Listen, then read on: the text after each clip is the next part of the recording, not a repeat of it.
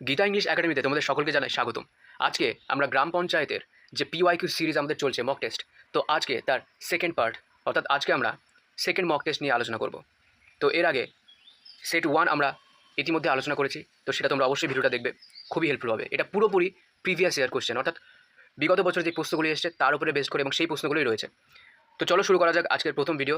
আর video শুরু করার আগে একটা কথা, তোমরা 25-এ কত তোমাদের স্কোর হচ্ছে আমার বলার আগে, ঠিক আছে, যত কমই হোক বা বেশি হোক, তুমি 25-এর মধ্যে আগে দেখো আমার উত্তর বলার আগে তুমি কতগুলো ঠিক করতে পারছো। হতে পারে 10, হতে পারে সেটা 15, তো যাই হোক না কেন, তো আস্তে আস্তে তোমাকে স্কোরটা ইমপ্রুভ করার চেষ্টা করতে হবে। তো আমার উত্তর বলার আগে ভিডিওটা পজ করে অবশ্যই তুমি নিজে উত্তর করার চেষ্টা করো। তো চলো শুরু করা যাক আজকের video. In the following questions, out of the 4 alternatives, choose the word which best expresses the meaning of the given word. নিচে একটা শব্দ দেওয়া রয়েছে এবং তার সবচেয়ে কাছের মানানসই সমার্থক শব্দ তোমাকে খুঁজতে হবে। তো দেখো, অবস্টিনেট এর সমার্থক শব্দ কোনটা? স্টাবার্ন, প্রিটি, সিলি নাকি ক্লেভার? কোন অপশনটা সঠিক বলে মনে হচ্ছে? তো দেখো, এখানে তোমাকে অবস্টিনেটের সঠিক মানেটা জানতে হবে। তো অবস্টিনেট মানে হচ্ছে জেদি বা একগুঁয়ে। তো এইখানে অপশন ডিতে রয়েছে ক্লেভার। ক্লেভার মানে তোমরা সবাই জানো চালাক। সিলি মানে বোকা, নির্বোধ। প্রিটি মানে সুন্দর। স্টাবার্ন মানে একগুঁয়ে বা জেদি। তো অপশন এ সঠিক হবে। যাদের অপশন এ বলেছো তাদের সঠিক। Next, alert. তো এটা তো সোজা রয়েছে, অ্যালার্টের সমার্থক শব্দ কোনটা হবে? তো দেখো, অ্যালার্ট মানে সতর্ক বা সজাগ থাকা। তো এটা তো সোজা, কোন অপশনটা সঠিক হবে? Yes, option B, watchful. Watchful is the right answer. Quick মানে দ্রুত, ব্রেভ মানে সাহসী, ওয়াচফুল মানে সতর্ক বা সজাগ, ঠিক আছে। আর হস্টাইল মানে শত্রু ভাবাপন্ন বা শত্রু, ঠিক আছে। তো নেক্সট যে শব্দটা রয়েছে সেটা হচ্ছে অ্যাক্সিড। তো অ্যাক্সিডের সমার্থক শব্দ কোনটা? তো দেখো, অ্যাক্সিড মানে হচ্ছে সম্মতি বা রাজি হওয়া কোনো কিছুতে, সম্মতি বা রাজি। তো এমন একটা শব্দ এই চারটের মধ্যে দেওয়া রয়েছে যার মানে সম্মতি বা রাজি, তোমাকে বলতে হবে সেটা কোনটা। কনসেন্ট, অ্যাংরি, অ্যাসেস নাকি প্রসিড? কোন অপশনটা সঠিক? তো দেখো, প্রথমেই আমরা অ্যাংরি কেটে দেবো। অ্যাংরি মানে রাগ করা, তো এটা তো হবেই না। তারপর দেখো, এখানে রয়েছে প্রসিড। প্রসিড মানে কি এগিয়ে যাওয়া বা শুরু করা, তো এটাও হবে না, কেটে দেবো। তারপর কি রয়েছে অ্যাসেস, ASSESS। তো এটা স্পেলিংয়েও বারবার জিজ্ঞাসা করে, তো অ্যাসেস। তো এই অ্যাসেস মানে কি মূল্যায়ন করা বা কোনো কিছুর পরিমাণ নির্ধারণ করা। তারপরে সবার লাস্টে পড়ে রয়েছে কনসেন্ট। কনসেন্ট মানে রাজি হওয়া বা মেনে নেওয়া বা সম্মতি দেওয়া। তো option A is the right answer. Next কি বলেছে? Change the given sentence from active to passive, অর্থাৎ ভয়েস চেঞ্জ করতে হবে। বলেছে সীতা লাভস সাবিত্রী। সীতা সাবিত্রীকে ভালোবাসে। তো এইটার ভয়েস চেঞ্জ কী হবে? তো দেখো, সীতা সাবিত্রীকে ভালোবাসে, তো এখানে সীতা হচ্ছে সাবজেক্ট, ঠিক আছে। লাভস ভালোবাসে, তো ভার্ব। আর সাবিত্রী কাকে, তাহলে ভার্বকে আমরা প্রশ্ন করবো যে কাকে বা কি বা কাদের। তো সীতা ভালোবাসে কাকে? সাবিত্রীকে। তো এটা হচ্ছে অবজেক্ট। তো তোমরা সবাই জানো যে ভয়েস চেঞ্জে সাবজেক্ট, তারপরে যে ভার্ব, তারপরে অবজেক্ট। তো এই অবজেক্টটা প্রথমে চলে আসে, ঠিক আছে, আর সাবজেক্টটা লাস্টে চলে যায়, আর এখানে বাই হয়। আর এইখানে টেন্স অনুযায়ী ভার্বের থার্ড ফর্ম তো সব ক্ষেত্রেই বসে, আর টেন্স অনুযায়ী এখানে একটা হেল্পিং ভার্ব বসে। যেমন এটা লাভস, এটা প্রেজেন্ট ইনডিফিনাইট টেন্সে রয়েছে, তো এখানে ইজ হবে। কি হবে? ইজ, ঠিক আছে। কারণ এখানে সাবিত্রী যখন প্রথমে চলে আসবে, সাবিত্রী একটা মেয়ের নাম, তাই সাবিত্রীর পরে প্রেজেন্ট টেন্সের ইজ বসবে। তাহলে সঠিক উত্তর হবে Savitri loved by Sita. No, এখানে লাভড কিন্তু আগে ইজ নেই। Savitri is loved by Sita. Yes, এটা দেখো মিলে যাচ্ছে আমাদের ফর্মের সাথে। তো প্রথমে অবজেক্টটা সাবজেক্ট হলো, সাবিত্রী প্রথমে চলে আসলো, ঠিক আছে। এটা কিসে রয়েছে? এটা প্রেজেন্ট ইনডিফিনাইট টেন্সে রয়েছে। তো প্রেজেন্ট ইনডিফিনাইট টেন্সে হলে সেটা কী হবে? আমাদের ইজ আসবে। তাহলে হেল্পিং ভার্বটা কী আসবে? ইজ আসবে, তাই ইজ আসলো। এবার লাভস, লাভের থার্ড ফর্ম কি? LOVED। তো লাভড হয়েছে, তারপরে বাই সীতা সবার লাস্টে চলে গেছে। তো অপশন বি যারা যারা বলেছো তাদের সঠিক। Savitri is loved by Sita. Next, the mason is building the wall. Mason দেয়ালটা গাচ্ছে, অর্থাৎ রাজমিস্ত্রি দেয়ালটা তৈরি করছে। তো তৈরি করছে, ইজ বিল্ডিং, তাহলে এটা কি কিসে রয়েছে? কোন টেন্সে রয়েছে? Continuous tense. তো কন্টিনিউয়াস টেন্স মানেই কি প্যাসিভে হেল্পিং ভার্ব হিসেবে বিং আসে। কি আসে? Being, BEING, being plus V3, ঠিক আছে। তাহলে কি হয় স্ট্রাকচারটা? সাবজেক্ট প্লাস মানে অবজেক্টটা সাবজেক্ট হয়ে যায় প্রথমে, ঠিক আছে, প্লাস যে কোনো একটা হেল্পিং ভার্ব ইজ অথবা অ্যাম অথবা আর বসে, সেটা কি সাবজেক্ট অনুযায়ী, যদি সাবজেক্ট যেমন হবে সেই অনুযায়ী এই তিনটের মধ্যে যে কোনো একটা বসবে। তারপরে কি, তারপরে এইমাত্র বললাম যে হেল্পিং ভার্ব যখন আইএনজি অর্থাৎ কন্টিনিউয়াস টেন্স থাকে তখন হেল্পিং ভার্ব হিসাবে কি আসে, বিং, বিইআইএনজি, বিং। তারপরে ভি3 অর্থাৎ যে মেন ভার্বটা থাকে তার সবসময় থার্ড ফর্ম হয়। তারপরে ভয়েস চেঞ্জের বাই, আর সবার লাস্টে অবজেক্ট, অর্থাৎ প্রশ্নে যে সাবজেক্টটা থাকে সেটা লাস্টে চলে যায়, অবজেক্ট হয়ে যায়। তো দেখো সাবজেক্ট কি, দ্য ম্যাসন, রাজমিস্ত্রিটি, তো সাবজেক্ট ইজ বিল্ডিং, তো পুরোটুকু ভার্ব। তো রাজমিস্ত্রিটি বানাচ্ছেন, কি বানাচ্ছেন, একটা দেয়াল বানাচ্ছেন। তো ভার্বটাকে সবসময় কী দিয়ে প্রশ্ন করলে যে উত্তরটা পাওয়া যায় সেটা অবজেক্ট। রাজমিস্ত্রিটা বানাচ্ছেন, কি বানাচ্ছেন, ওয়াল বানাচ্ছেন, তো এটা হচ্ছে অবজেক্ট। তো এইবার আমরা অবজেক্টটাকে প্রথমে নিয়ে আসবো, তাহলে তাহলে অবজেক্টটা সাবজেক্ট হয়ে গেল দ্য ওয়াল, দ্য ওয়াল একটা ওয়াল, তাহলে ইজ হবে দ্য ওয়াল ইজ, ঠিক আছে। তারপরে কি আসবে, বিং আসবে, এই যে এইমাত্র আমি স্ট্রাকচারটা লিখেছি, তো বিং আসবে, তাহলে the wall is being builded, building আছে, এটার থার্ড ফর্ম কী হবে, বিল্ডেড থার্ড ফর্ম হচ্ছে বিইউআইএলটি, বিল্ড, তো এখানে ভিতরি হিসাবে বিল্ড হবে। তারপরে বাই দ্য ম্যাসন, দ্য ম্যাসনটা লাস্টে চলে যাবে, তাহলে বাই দ্য ম্যাসন, তো সঠিক উত্তর কোনটা হবে, the wall is being build by mason. কিন্তু দেখো এখানে শুধু ম্যাসন রয়েছে, কিন্তু প্রশ্নে ছিল দ্য ম্যাসন, তো এটাও সঠিক হবে না, সঠিক হবে এই যে the wall is being build by the mason, option D. যারা যারা অপশন ডি টিক করেছো তাদের সঠিক। Next, in the following questions, out of the four alternatives, choose the word which is opposite in meaning to the given word. এইবার আমাদের খুঁজতে হবে opposite meaning অর্থাৎ অ্যান্টোনিমস। তো দেখো কী রয়েছে, অমিট, অমিট মানে কি, সেই অনুযায়ী অমিটের বিপরীত শব্দ তোমাকে খুঁজতে হবে, এর মধ্যে থেকে যে কোনো একটা হচ্ছে অমিটের বিপরীত শব্দ। তো এক্সক্লুড, ইনক্লুড, আন্ডারটেক নাকি অ্যাড। তো দেখো আশা করি তোমরা ভিডিওটা পজ করে উত্তর নিজেরা দেওয়ার চেষ্টা করছো এবং সেই অনুযায়ী স্কোরও কাউন্ট করছো। তো দেখো এক্ষেত্রে অমিটের সঠিক বাংলা অর্থ হচ্ছে কোনো কিছু বাদ দেওয়া বা বর্জন করা বা লিস্ট থেকে বার করে দেওয়া, ঠিক আছে, এক কথায় বাদ দেওয়া। তো অ্যাড মানে তো তোমরা সবাই জানো যোগ করা, তো এটা হবে না। আন্ডারটেক, আন্ডারটেক মানে কোনো কিছু শুরু করা বা দায়িত্ব নেওয়া, ঠিক আছে, যেমন তোমরা আন্ডারটেক করেছো, কি আন্ডারটেক করেছো বলতে পারো যে আমরা গ্রাম পঞ্চায়েতের জন্য প্রিপারেশন আন্ডারটেক করেছি, তার মানে কি প্রিপারেশন শুরু করেছি বা ওইটার দায়িত্ব নিয়েছি। ইনক্লুড, ইনক্লুড মানে তোমরা জানো কোনো কিছুর অন্তর্ভুক্ত করা, তো এইটা হবে, ঠিক আছে। ইনক্লুড মানে অন্তর্ভুক্ত করা কোনো কিছুতে, আর এক্সক্লুড মানে সেটাকে বাইরে বের করা। তো এক্সক্লুড আর অমিট তো পুরো সেম টু সেম হয়ে যাচ্ছে, সিনোনিম হয়ে যাচ্ছে, তো সিনোনিম বলেনি, অপোজিট ওয়ার্ড বলেছে, তো ইনক্লুড হবে সঠিক উত্তর, option B is the right answer. Next, integration, ইন্টেগ্রেশনের বিপরীত শব্দ তোমাদের খুঁজতে হবে। তো দেখো ইউনিটি আছে, সিনথেসিস আছে, লিঙ্কিং রয়েছে, ফ্র্যাগমেন্টেশন রয়েছে। তো এর জন্য তোমাকে ভালো মতন ইন্টিগ্রেশনের বাংলা মানে বুঝতে হবে, অর্থাৎ মিনিংটা জানতে হবে। তো দেখো ইন্টিগ্রেশন মানে ঐক্য বা একত্রীকরণ, এটা হচ্ছে আমাদের ইন্টিগ্রেশনের সঠিক মিনিং।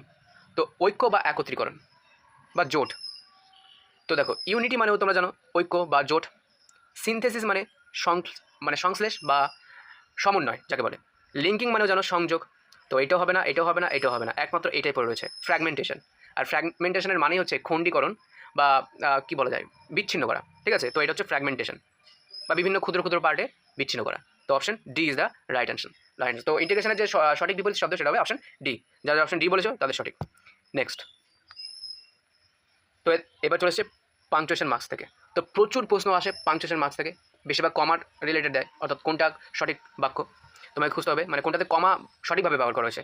তো দেখো identify the correctly punctuated sentence, অর্থাৎ নিচে 4টে সেন্টেন্স তোমাকে দেওয়া রয়েছে, এই 4টে সেন্টেন্সের মধ্যে থেকে সঠিক কমা ব্যবহার করা হয়েছে নির্ভুলভাবে কোন বাক্যটা সেটা তোমাকে সিলেক্ট করতে হবে। তো দেখো বাক্য সবগুলোই same, England, France and Italy formed an alliance, তো এইখানে সবগুলোই সেম, খালি পাংচুয়েশনে আলাদা আলাদা। তো এখানে বলো কোনটা সঠিক হবে, এটা তো খুবই সোজা, অপশন ইয়েস বি, যারা যারা বলছো তাদের সঠিক, England, France and Italy formed an alliance, ঠিক আছে, অনেকগুলো দেশের নাম কমা দিয়ে লাস্টে অ্যান্ড যুক্ত করা হয়েছে, তো এটা বি অপশন সঠিক। Next, identify the correctly punctuated sentence, একই প্রশ্ন। তো এখানে he lost lands, money, reputation and friends, সে হারিয়েছে জমি, অর্থ, সম্মান এবং বন্ধু।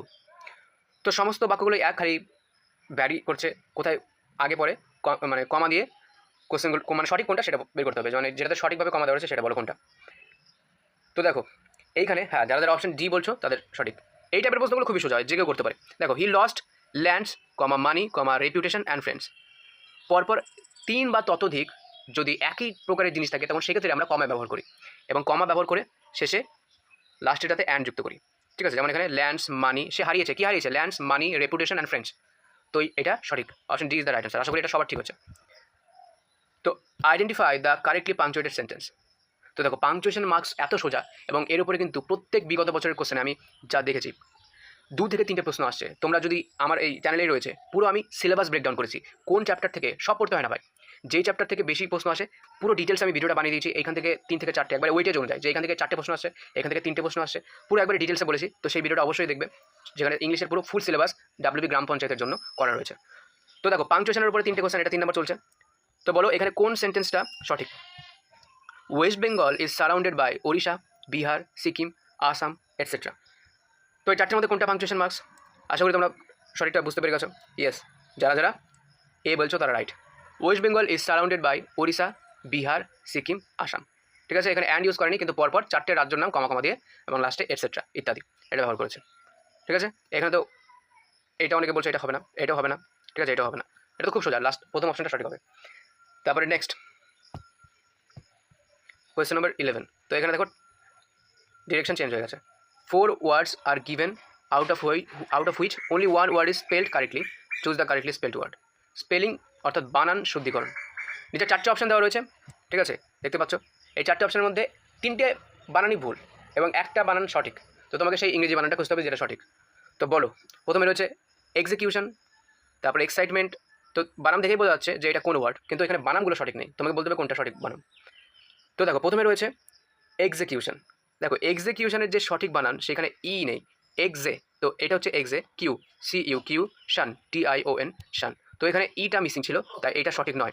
তারপর দেখো এক্সাইটমেন্ট, এক্সাইটমেন্টে ই এক্স সিআই টি, তারপরে ই মিসিং।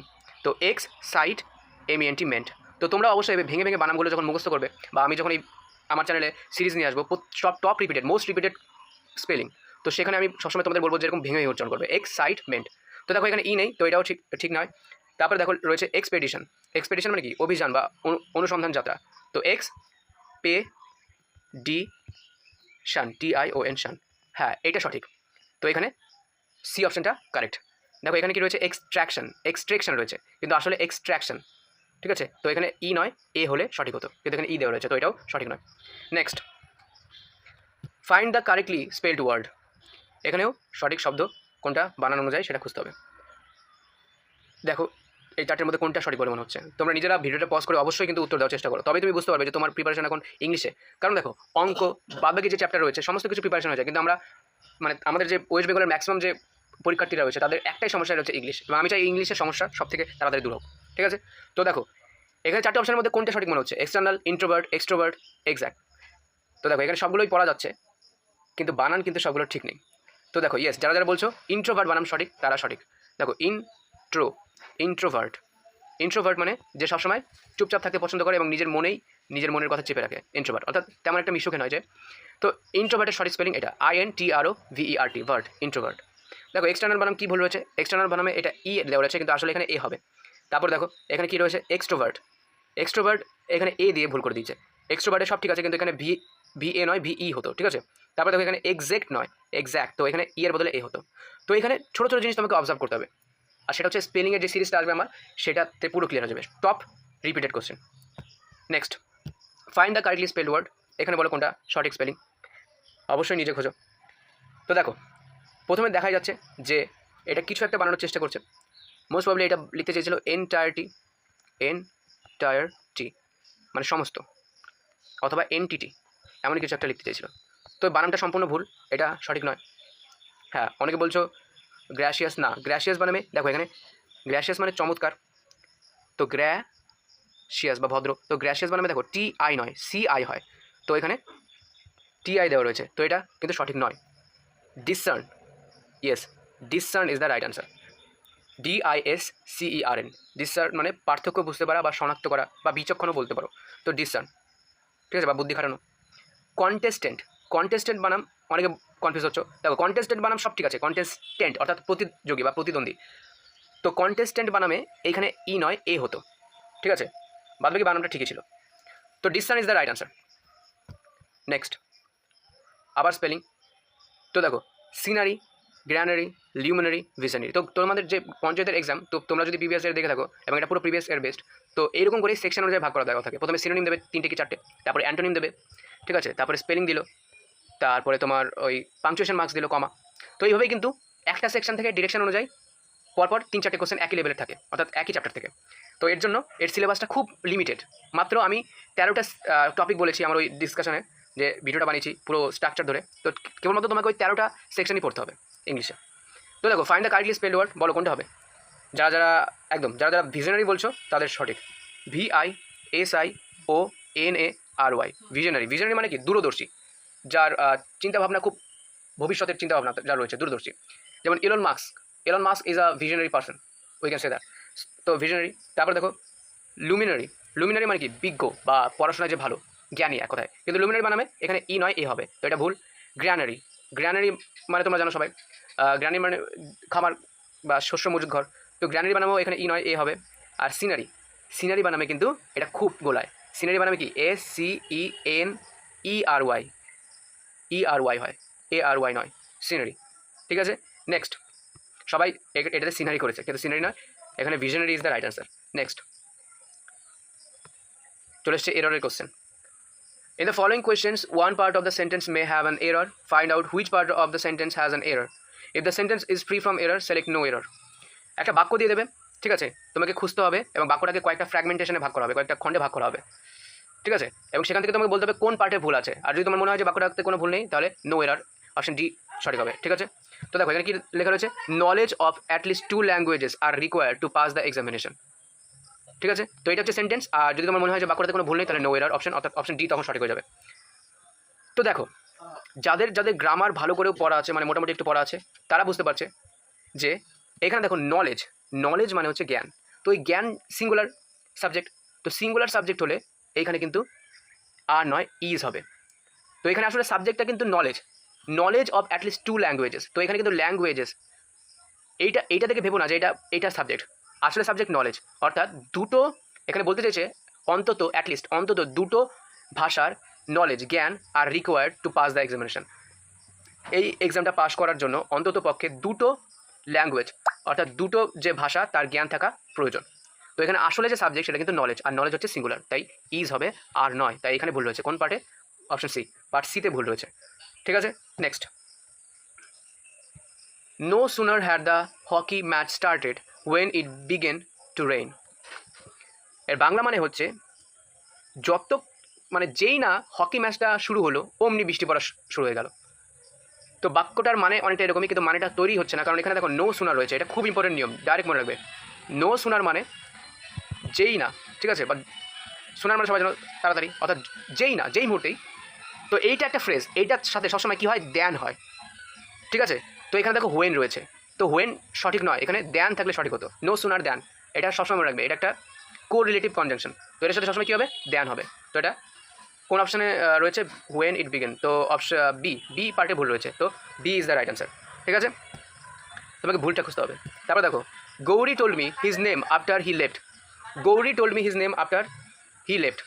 তো এটা তো সোজা, আশা করি বুঝতে পারছো কোন অপশানটা সঠিক হবে।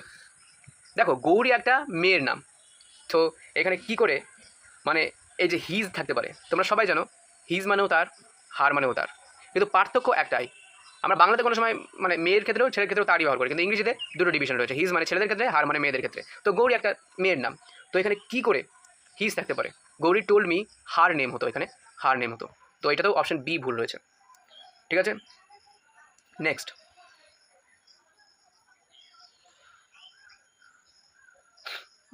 Next question. My sister has read pages after pages of the Bible. আমার বোন বাইবেলের পেজের পর পেজ পড়ে ফেলেছে।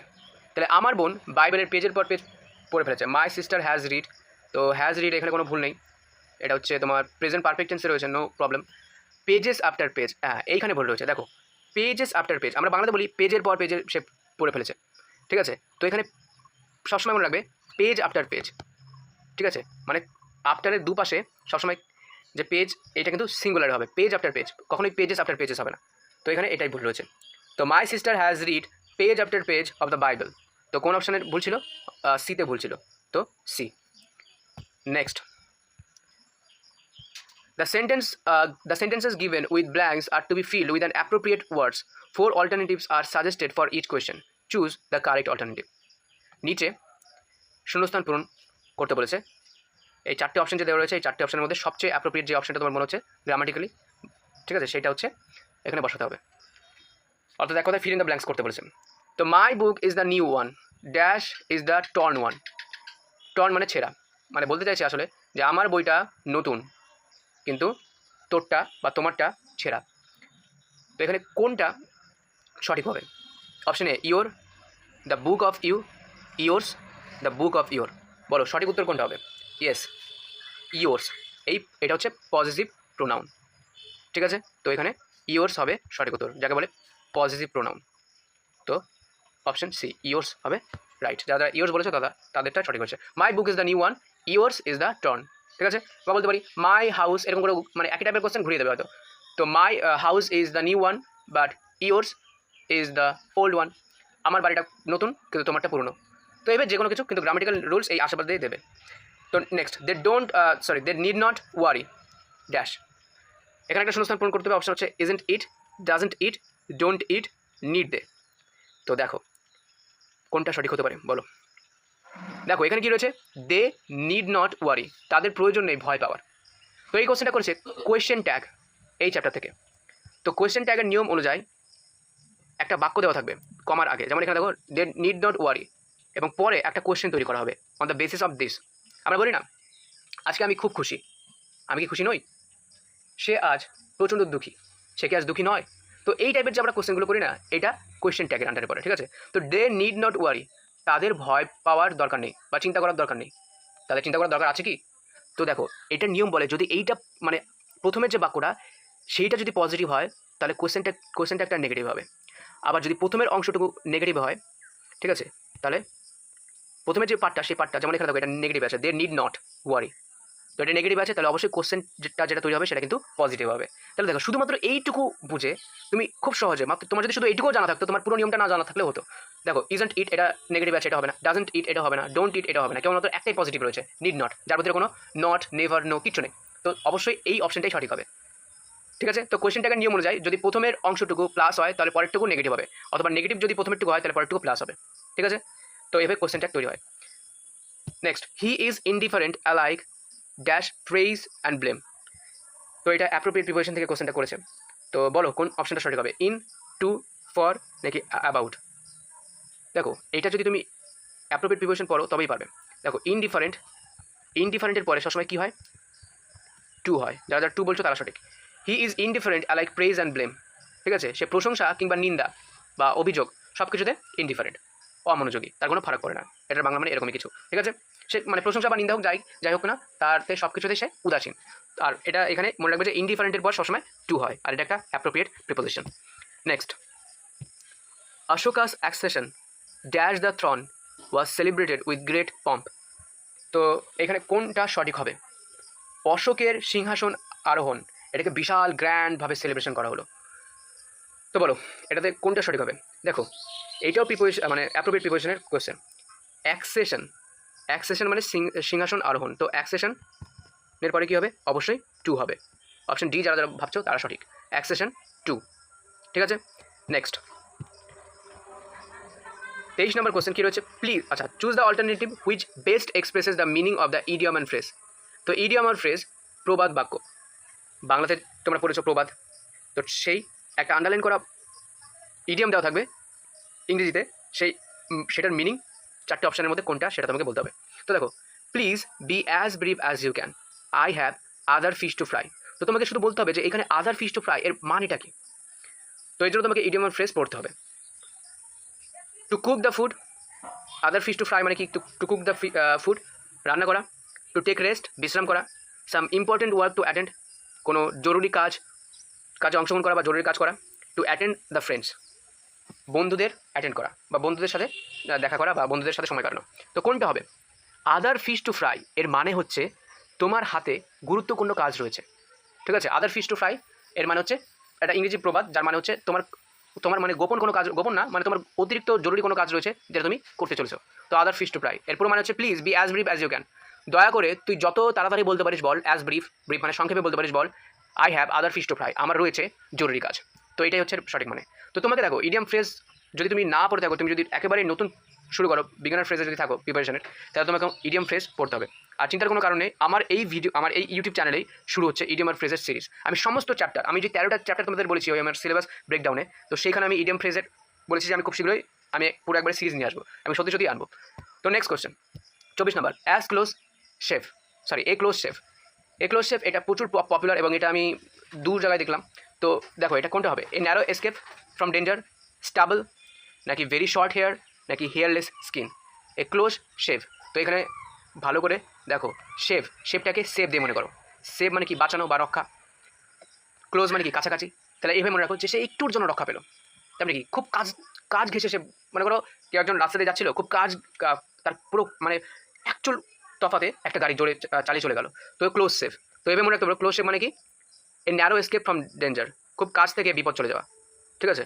তো এভাবে মনে রাখবে, খুব কাছ থেকে বিপদ চলে যাওয়া বা বিপদ এড়িয়ে যাওয়া, মানে একটুর জন্য বিপদকে এড়িয়ে যাওয়া। তো a narrow escape is the right answer. Next last question, his argument does not hold water.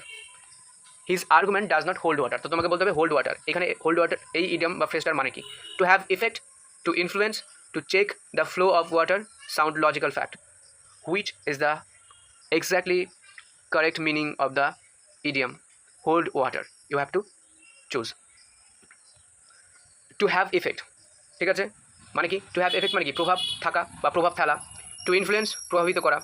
Two check the flow of water মানে জলের যে প্রবাহ সেটা বন্ধ করা, চেক মানে বন্ধ বা থামানো। সাউন্ড লজিক্যাল ফ্যাক্ট যুক্তিযুক্ত মনে হওয়া।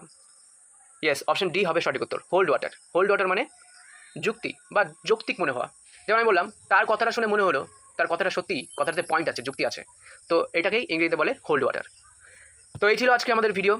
আশা করি তোমাদের ভিডিওটা খুব ভালো লেগেছে এবং আমি খুব শীঘ্রই এর পার্ট 3 অর্থাৎ মক টেস্ট 3 নিয়ে আসছি এবং তোমরা অবশ্যই তোমাদের কমেন্টে জানাও যে তোমরা কত কী স্কোর করলে 25-এর মধ্যে। হতে পারে সেটা খুব কম, আস্তে আস্তে সেটা বাড়বে, কিন্তু এখন তোমাদের কত কী স্কোর হলো সেটা জানাও। আর আমার এই চ্যানেলটাকে অবশ্যই সাবস্ক্রাইব করো আর লাইক করো, শেয়ার করো।